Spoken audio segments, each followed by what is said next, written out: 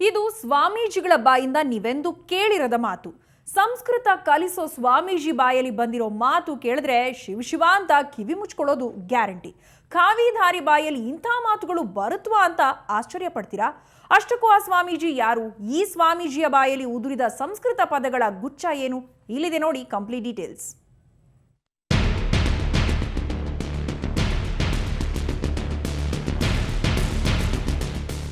ಕಾಗಿನೆಲೆ ಕನಕಪೀಠ ಅಪಾರ ಸಂಖ್ಯೆಯ ಭಕ್ತರನ್ನ ಹೊಂದಿರುವ ನಾಡಿನ ಹೆಸರಾಂತ ಮಠ. ಆದರೆ ಇದೀಗ ಪೀಠದ ಮೇಲೆ ಕುಳಿತಿರುವವರ ಬಾಯಲ್ಲಿ ಬಂದಿರೋ ಸಂಸ್ಕೃತ ಪದಗಳನ್ನ ಕೇಳಿದ್ರೆ ತಕ್ಷಣವೇ ಕಿವಿ ಮುಚ್ಚಿಕೊಳ್ತೀರಾ. ಕಾವಿದಾರಿ ಬಾಯಲ್ಲಿ ಇಂಥ ಮಾತುಗಳ ಅಂತೀರಾ? ಕನಕ ಗುರುಪೀಠದ ಅಂಗಳದಲ್ಲೇ ಟಿಕೆಟ್ ಫೈಟ್, ಸಿಟ್ಟಿಗೆದ್ದ ಸ್ವಾಮೀಜಿಯಿಂದ ಬೈಗುಳಗಳ ಸುರಿಮಳೆ, ಮಠದ ಅಂಗಳದಲ್ಲಿ ಇದೆಂಥ ಅಸಹ್ಯ.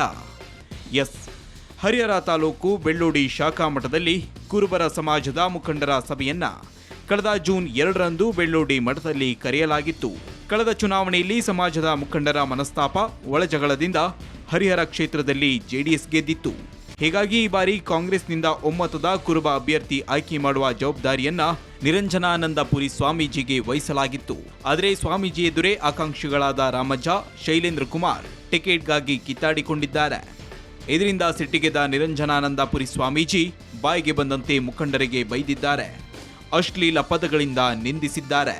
ಸ್ವಾಮೀಜಿ ಮಾತನಾಡಿರುವ ಬೈಗುಳದ ಮೊಬೈಲ್ ಆಡಿಯೋ ಸುವರ್ಣ ನ್ಯೂಸ್ಗೆ ಲಭ್ಯವಾಗಿದೆ. ನಮ್ಮ ಜಾತಿಯಲ್ಲಿ ಹುಟ್ಟಿದ್ರ ಗೊತ್ತಾಗಲ್ಲ, ನನಗೆ ಮಾತಾಡಕ್ ಬರಲ್ಲ ಅಂತ ಅಯ್ಯೋ ಮಕ್ಕಳು ತಂದು ಇದು ಎಷ್ಟೊಂದಲ್ಲಿ ನೋಡ್ಬೇಕು. ನಾನು ನಿಮ್ಮನ್ನ ಒಬ್ಬನಿಗಾದ್ರೂ ಮಾನ ಮರ್ಯಾದೆ ಇದೆಯಾ?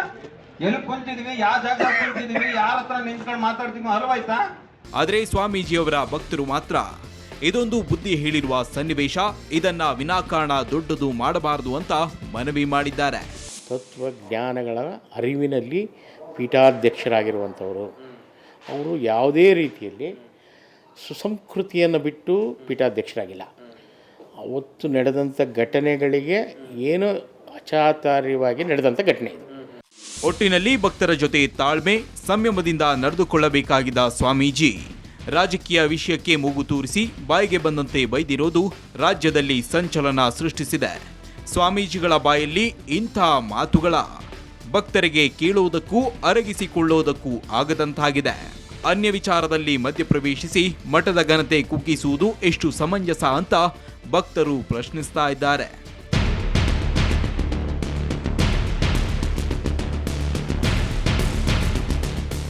ಬ್ಯೂರೋ ರಿಪೋರ್ಟ್, ಸುವರ್ಣ ನ್ಯೂಸ್.